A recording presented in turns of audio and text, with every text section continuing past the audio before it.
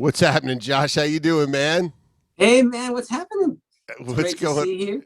Good to see you. I jammed with you years ago. You don't even remember. I remember right before Blackboard Jungle, we jammed with some version of Arlie or someone in some Fortress rehearsal studio. I'm sure it was. Arlie? I think it was Arlie, but it was someone, some post Well, motorcycle boy member. oh wow. There's a lot of things I don't remember, Yes, as yes. you can imagine, but there's a lot of things I do remember. and and hey, you got this killer new band, Anita Squeeze, man. The video's awesome. It's Thank you. rocking. You look great, Thank you. sound great. Can you tell me a little bit about it, man? Yeah, well, I have been working on singing and writing and playing guitar for many years, and I've been wanting to put a band together, but it took me a while. When you're singing, you got to be good, and I just wasn't for a long time. But finally, I got to a place where people started to respond like I had hoped. Yeah. So I knew that was the time to take the chance and start a band. And I have some great guys in the band. I have on bass Gaston Bray, and on drums Steve Volponi, who's an old Sunset guy, and on keyboards Brad McFadden. I'm sorry, not Brad McFadden. That's an old friend of mine. Brad Watson. My Okay. mistake. So yeah, it's really fun. It's a great band. We're tight. We kind of it's kind of rocking. It's very rock and roll. It's hard rock, but Yeah. it's also kind of unique in a lot of ways. It's different than most hard rock. It's got funkiness. I'm really into soul music and funk and all the great hard rock and classic rock, and so I try and keep it with a lot of melody, Yeah. but also a lot of balls and integrity too. So It yeah, very it excited. it fits. There's a lot of new rock bands, but they're coming from Finland and stuff. And when I play your video with theirs on my show, people respond because there is, a lot of these bands have ACDC, Aerosmith influences, but there's something modern about it. And I think you guys, in the way you look and the way you sound, it has that too. It's just you guys have your thing. I love that, man. Oh, thank you so much. Yeah, I mean, I feel like there's a lot of great new bands bringing rock and roll back. You got the Struts, you got Greta Van Fleet, you got Dirty Honey, who's amazing. Yeah. They're all amazing, and I'm hoping that we can fit into that kind of group and maybe do some touring with them, whatever it takes. I think that the difference between, for instance, the Struts and Greta Van Fleet from Dirty Honey and ourselves is that I think we sort of relate a little bit different to the people from that era, Right. because we talk about things that were important to us then and are important to us now, and but those other bands, I mean, Greta Van Fleet is like incredible. Struts has the best front man I've seen in a long time, Yeah. and yeah, I hope we have a chance to play with some of those bands. They're great bands, but the living that you've done and what you've seen, I mean, I've seen a lot, but you where were you born and where in Southern California you born and raised? I was born in Chicago. Okay. My dad was an actor, and he was in the touring company of Fiddler on the Roof, Wow. and my mom was pregnant while he was on the road, and so I was born in Chicago. I was there for about 6 weeks, born in the trunk, as they said back in those days, Wow. and then we made our way to California. He jumped off the tour and pursued acting on his own, and I've been here since I'm 9 months old in LA. Wow. Grew Where'd you up right grow in up? Hollywood. Grew In up right in Hollywood. Hollywood. Yeah, I mean, I grew up with guys like Slash and Tracy Guns. I went to Fairfax High. Uh, Hillel Slovak from the Chili Peppers lived down the street from me when I was 5, and he was about 7 or 8 or 9, Oh, something like that. And his brother was my friend, Jamie Slovak. And wow. so, yeah, I used to play with Jamie and go over their house all the time. And I'm not mistaken. I mean, he was this tall, skinny kid with this big, poof of hair, undeniably recognizable. And then later on, they had "What Is This?" and that became the Chili Peppers, and the rest is history. And then Slash, I remember Slash before he even played guitar. Really? Yeah, like he was into BMX. He was riding bikes, and there was an elementary school called Laurel School where I went, and many of us went, and they had a 2-level playground. Okay. So there was a ramp that was sort of part of the construction to get you up to that other level. And so the kids would jump, they would cut a hole in the fence in the summertime. They'd bring their bikes and skateboards in there. And I remember being younger than them, and my friend Jason and I used to go there, and we were sort of fascinated with Slash. You know, there was something about that guy, even from then. He just had that thing that people were drawn to. And so we would watch him ride bikes. And then I just remember we'd always go over there. And then one day, the place was empty, and Slash was sitting there with an acoustic guitar at the top of the steps of one of the buildings. And that was it. I never saw him ride bikes again. Man, that's crazy. Yeah, it's crazy. And when did you pick up the guitar, man? How did it work its way into your life? So I picked up the guitar when I was 7. And my teacher was this old lady, very sweet lady. She would teach me things like Mary Had a Little Lamb and John Denver songs, and I was not having it. So I quit. I quit playing guitar, and I sold my guitar to my neighbor for $25. And then years later, I went to her house and I saw the guitar there, and I said, hey, can I get that back? And so they gave it back to me, and I started playing guitar then. And I was already 12, 13 at that point. So just started playing and playing and playing. And then a couple of years later, I put an ad in the recycler, and Adam Shore, who was the original singer for Warrants. I remember him. Was he in a Paradise? Was he in a Dice band? What band was he in after Warrant? He was in. Adam was in Hot Wheels. Yes, that's right. Yes. Hot Wheels. Yes. And then I think it became Shake City. Yes. Or maybe it's the other way around. Right. I don't remember exactly. But I do remember him with the dark hair. Yeah. Mm-hmm. And then him and I don't know if you remember Max Mazursky.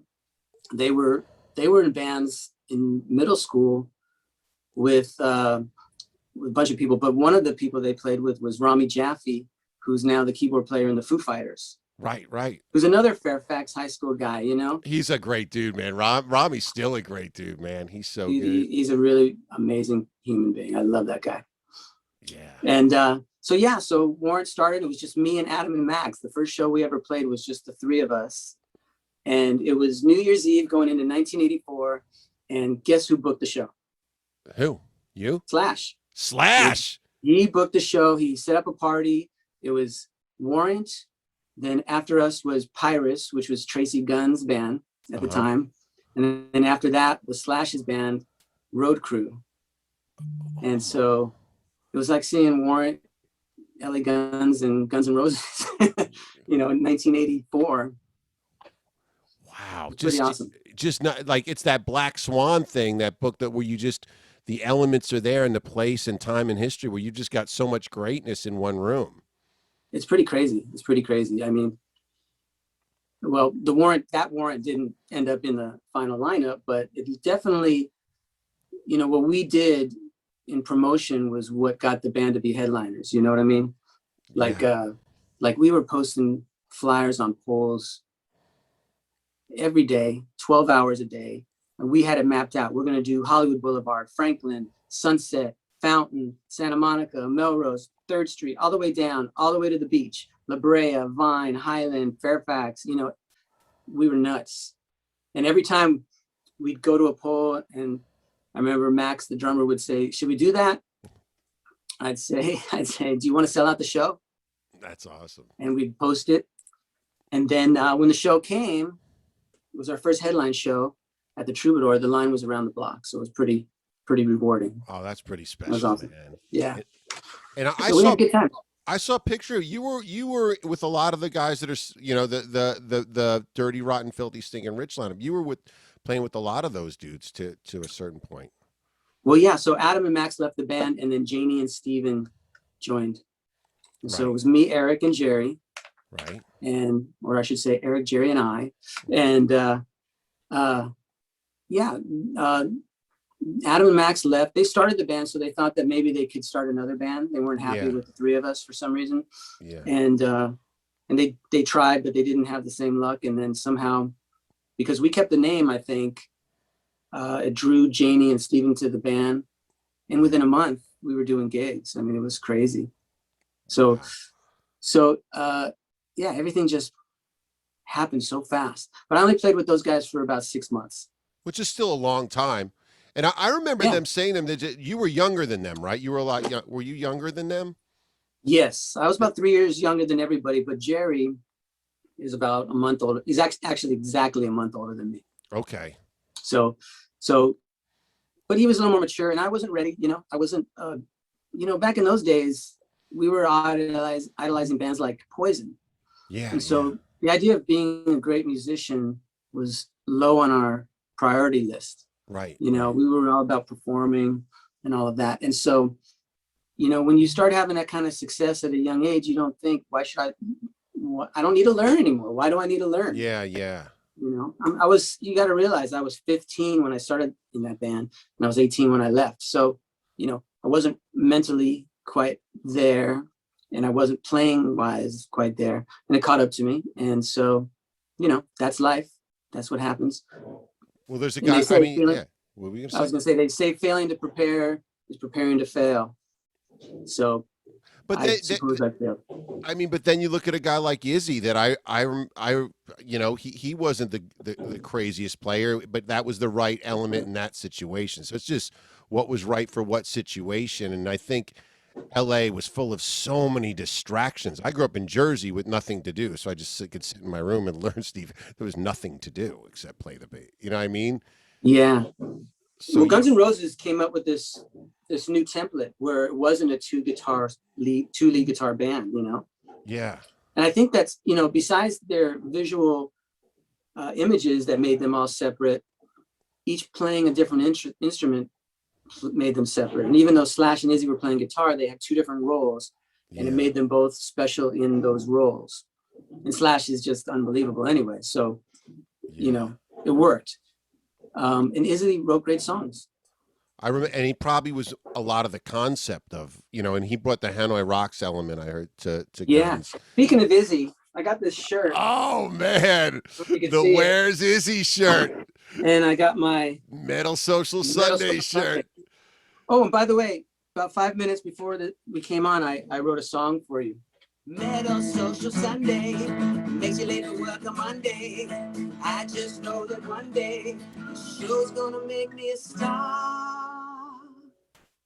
Love it. Love it. Thank you. But what is it like? Luke from Double? I don't know if you know Luke used to be in the Fizzy Bangers. He has a band with Tommy Black called Double Cobra, and their songs we played here through the whole past year, and people attached memories to their songs, and I think that's the most important thing: is new songs and new memories. What you attach to a band and the memories along with the good song. What do you think about that? I love that idea. I think it's true. That's why music is so special, because it reminds you of certain things, especially when you're young, your first sexual experience, seeing bands, staying up late, getting wasted, all that stuff, it's part of the experience, and music is right along with that. So yeah, I definitely feel that way. And, I'm all about trying to make new experiences for people. Hopefully, one of these songs will remind someone of something really special in their lives. Yeah. What do you think? Because your fire is not out. When you look at someone and go, fire's out. They're playing, talk. Everything's about the day. They go crazy if you mention Greta Van Fleet. They don't want to hear it. What do you think keeps you? I know my fire is burning. I know that I could feel your fire is burning. What keeps the fire burning? It sounds like a Dokken song title, by the way. I look at guys like Steven Tyler, and I look at guys like Mick Jagger, and I think, they didn't give up. They still eat right. They still want to give 1,000% of themselves. And so do I. I just feel like it's easy to become complacent, and I also kind of feel, I feel that I have some things to prove. Yeah. I got kicked out of a band for not being a great musician, and they went and sold multi-platinum records, and I think, I if I was them, I probably would have done the same to me at that time.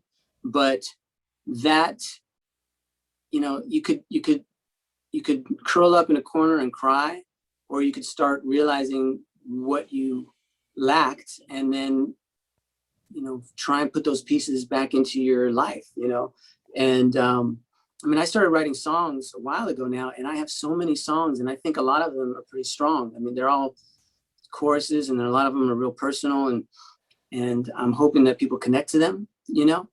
But I feel like they have to be heard, and that drives me because that's all I've ever wanted to do, just like all of us. Yeah. But I love it so much. Even if nobody ever hears my song, I'll always play guitar and write songs, because they say if you play guitar, you always have a friend. Totally, yes.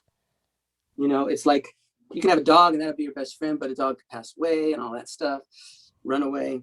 But you have a guitar, you know, I'm never bored. I'm never ever I bored. agree with you, dude. I agree with you. It's a great, right?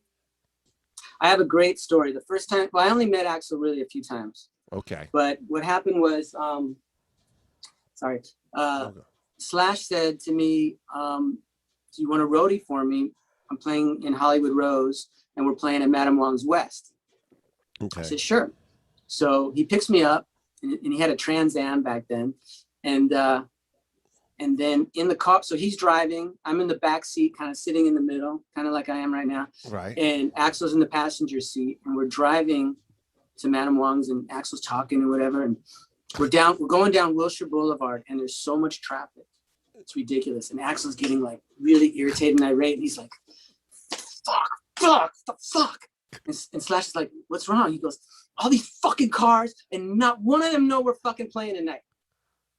Oh my God. And this is Hollywood Rose, right? This is just him and Axl, and it was him, Slash, and Steven Adler, and then I forget the bass player's name at the time. Nobody knew who they were, right? Yeah. But then you flash forward 10 years, or maybe a little less, and they're opening for the Stones at the Coliseum.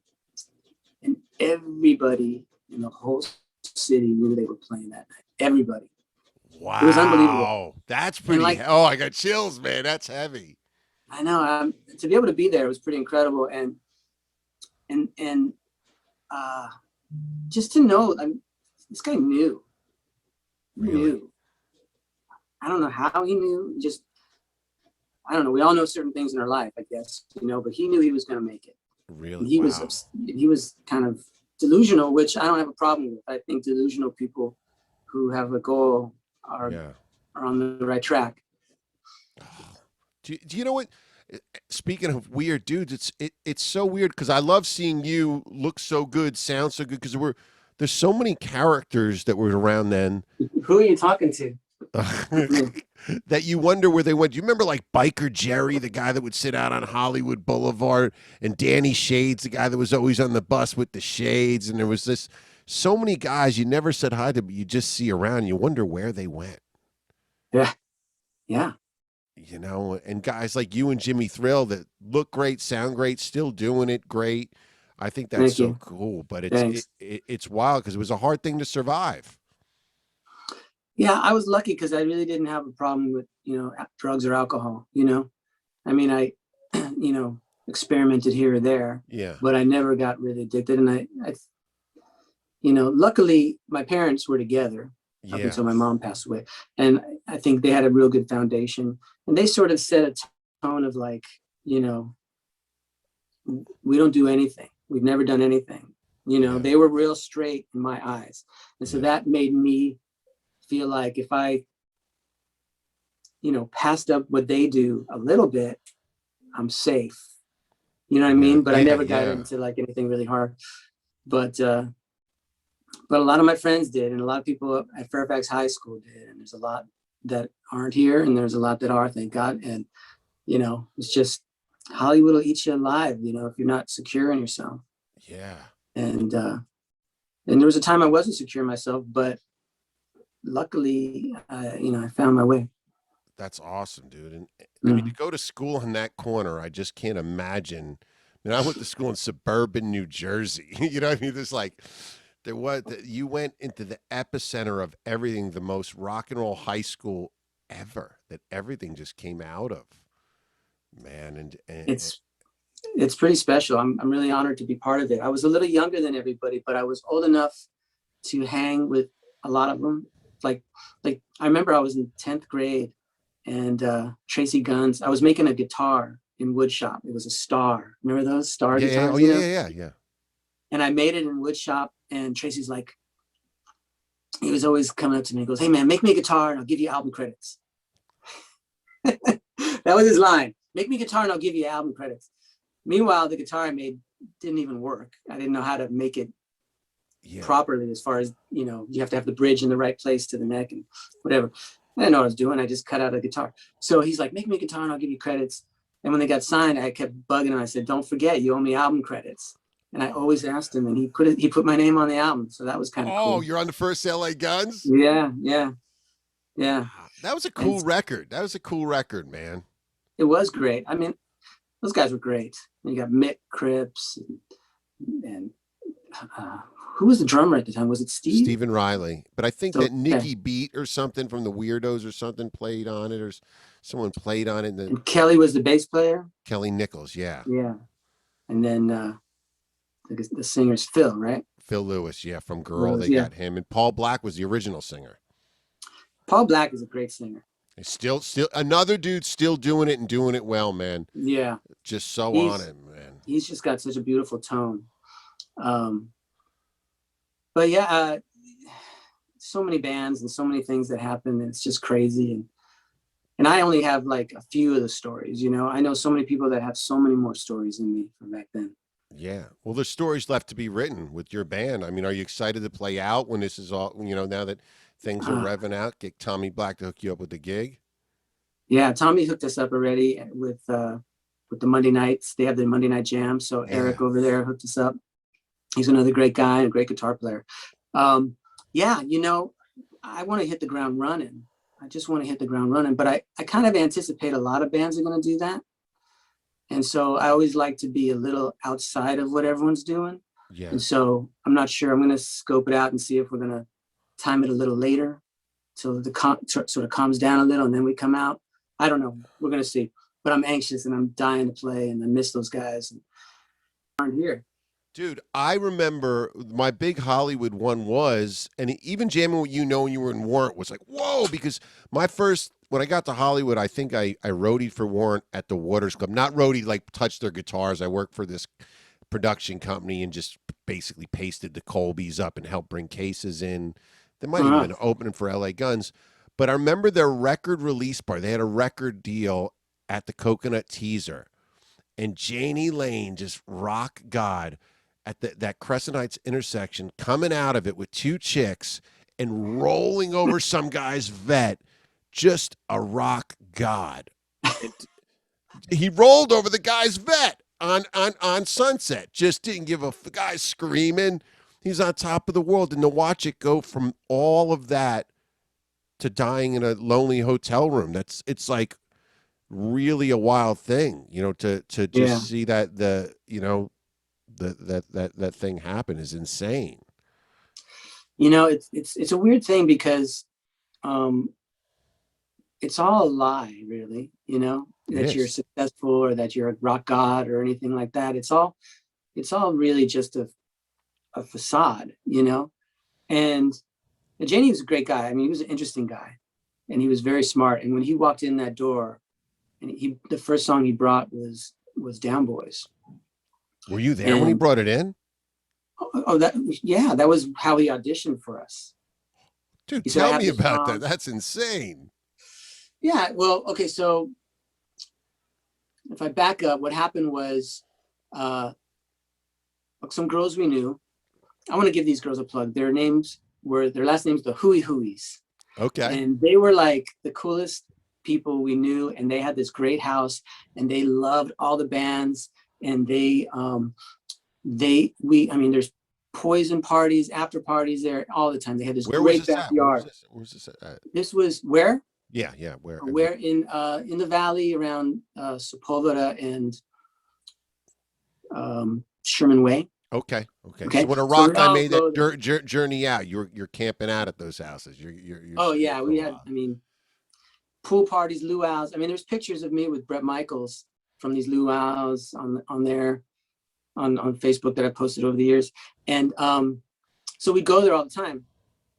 and it was great. But the Hooey Hooeys were great. So when we were looking for a singer and a drummer, Lonnie Hooey Hooey says, well, you know, Plain Jane just broke up and Janie and Steven are looking for a band. And so she said, I live right down the street from them. I'll drop off a note. And so she left a note with Eric's number and said, Warrant's looking for a singer and a drummer. And they called. I mean, this is like a week after the other guys left. Yeah. And it was kind of bitter. It was kind of, you know, revenge is best served cold, you know, because those guys thought they were going to leave and start the biggest band in the world. And a week later, Janie, you know, who undoubtedly one of the best songwriters to come out of that era. And singers, just God. And singers is in our band. And we weren't songwriters, so we needed a songwriter. Okay. And Janie fit the bill, you know. And Steven had these harmonies. I mean, we all tried to sing in those days, but we couldn't sing harmonies. So they walked in and Janie, we just gave him the reins and he wrote everything. And he was, you know, he came in with Down Boys. And we had this song that we were going to keep from the original Warrant. And he had the demo and he wrote the lyrics down, but he forgot to bring them to the practice. And he pulls out a piece of paper and he writes all the lyrics down. He had them in his mind, like a photographic memory. Oh, and he wrote them all down.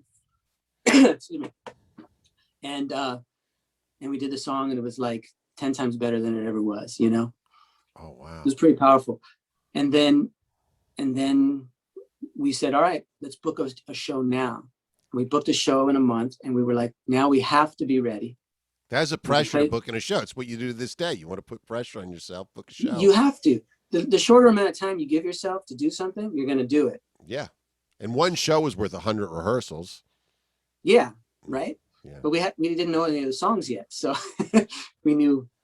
So we just did it and we pulled it off and it was great. And a lot of those songs were still, you know, like I remember Cold Sweat, Down Boys, Heaven, of course. Heaven was a Plain Jane song. And I think the rest, I don't even know if the rest made the albums, any of the albums at that point. But yeah, and that's what we did. That's what we did. Did he show up with an acoustic with Down Boys? Does he just bring it in like that, just playing a little acoustic, showing it to you? Or no, he would just grab one of our guitars and play it, you know? Wow. And I remember it was like, you know, our previous songwriter, Adam, wrote everything in minor keys. Okay.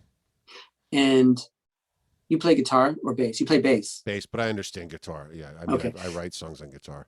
So I could get away because I only knew minor keys. I didn't even know there was a minor and a major at that stage in my life. I only been playing guitar for a few years and I didn't take proper lessons.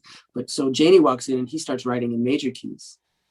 And now my solos sound like shit. You know, they're completely they're completely not melodic as I think they are. And I'm trying to make them and didn't know why. But I was like, wow, he's using that C sharp with a D, you know, he's playing E to D to C sharp. I mean, we never did that. It was always like A, G, D, you know, or whatever. It was always very minor key. And well, that could be major or minor now. But anyway, you know what I'm saying? It was all minor keys, a little darker, and Janie was a little more up, a little more positive sounding. And so I was like, that's fucking amazing, you know, that's so great that he can write like that. This is great. And that was it. We started playing and playing and playing. And people seemed to forget about the other guys, you know? Wasn't there some Prince interest? When I got to LA, Stevie Rochelle told me Prince was dealing with Warrant at some point. And I thought that was another thing that I didn't hear right until the Nothing But a Good Time book came out. So that was after me. Okay. But what I do remember is Jerry got asked to be in an ad for Capitol Records. Okay. He talks about it in the Nothing But a Good Time book. And so this photographer shoots pictures of him, and then this manager who happens to manage Prince sees the ad and wanted to cast him in some sort of TV show or soap opera. Right. And Jerry's like, well, why don't you check out our band instead? Because he's not an actor. How cool is that? It's good. Yeah. Yeah. And so she checked out the band, and I remember we played at Madame Wong's also, and she brings Dale Bozio. Oh, wow. From Missing Persons. Wow. Yeah, from Missing Persons. And this was like my last real show. Yeah. But I didn't know. And so after dinner, we go out and it's like all of us, and I'm sitting across from Dale Bozio, and she's just the coolest person. And I'm like, oh my God, you know, things are happening. Yeah. And then it ended for me. And then I didn't even know about Prince really. And then I heard from, you know, the people like I heard about it in the book. I read it in that book. So Prince was involved, and I guess he had a different vision for them that they wanted to do, and that didn't work out. But it's pretty incredible. I mean, when you think about crazy, it, you know? yeah. And last thing, your voice. You said you developed it, because I love your voice. I figured you were boy genius and born with that voice, just doing your thing. But you say you developed it and got it to this point. That's really cool, man. Because usually you either have it or don't. But your voice. How is would you awesome. feel about just cutting this up a little bit and just calling me a boy genius and all that? I like that. I figured you were boy genius and boy like that. No, you know, the guy that can sit, like I really did. Like I was like, you know, that just you doing your thing. How'd you develop your voice so good? Because it's usually you're either in or out, man, with that.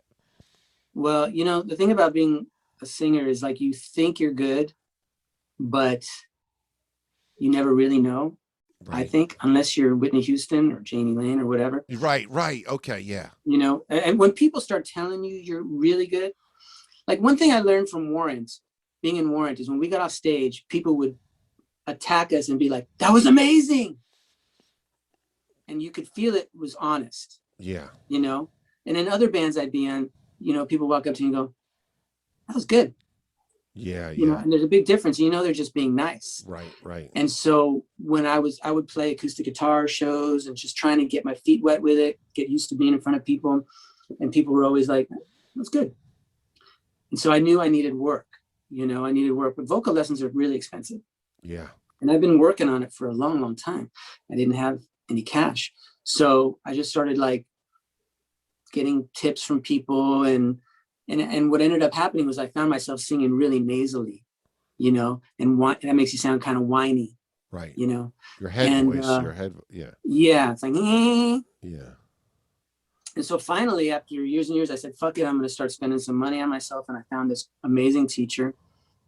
Excuse me. You can do a whole clip of me going. Anyway, her name is Dot Todman.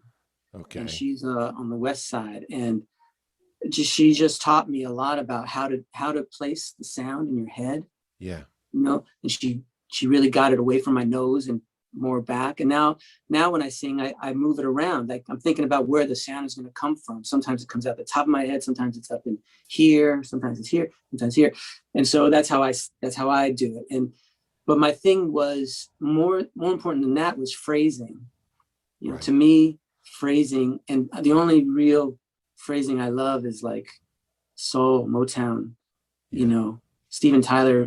How great is Tyler, dude? I talk when he says marble statue, the way he fits it in Chip Away, standing like a marble statue. It's like a drum. Yeah. It's like James Brown, you know, and so I love all that. Okay. And at one point before I met Dot, I met this vocal coach, African-American guy, who was just like, I mean, he was awesome. He was the shit. He can sing just like that. It was like you know, it was like listening to the Temptations, you know, David Ruffin. The guy had it. He could do any of that. But he was a hard ass, and he would like flat out laugh at me if I missed a lyric or whatever. And he was a little crazy, but he was good.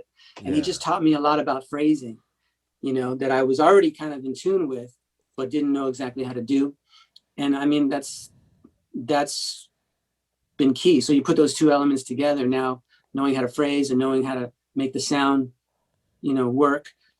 And I think I've gotten to a place where now I feel comfortable being in front as a singer, you know? Yeah, that's a big thing, man. And you know, you're front man. It's not, you know, like we loved Izzy, but he was a guy with a guitar kind of getting through the, you know, I mean, it's like I say, you don't want to be like, there's a lot of Coconut Teas or Dead Flowers bands. You're not in Dead Flowers. Do you get what I'm saying with that? Where it's just, you kind Everybody wants to be the Stones. You're rattlesnake, you know what I mean? Like you're singing, you're projecting. It's really cool, man. Oh, thank you very much, man. I appreciate that a lot. It's good to hear it because for a long time I did not hear it. That's awesome. But, you know, it just goes to show persistence pays, you know, and I'm so excited about the future and what's going to happen. And I don't know what's going to happen. And that's even more exciting, you know? Yeah. They say, how do you make God laugh? Yeah, I love that one. Tell him your plans. Good. I love that. Yeah. Man. It's Well, great. well, thank you so much for stopping by. Say goodbye to everybody and hang out so I could say goodbye to Bye, you. everybody. I love you all. I hope to see you soon at an Anita Squeeze show, because we all need a squeeze. There you go.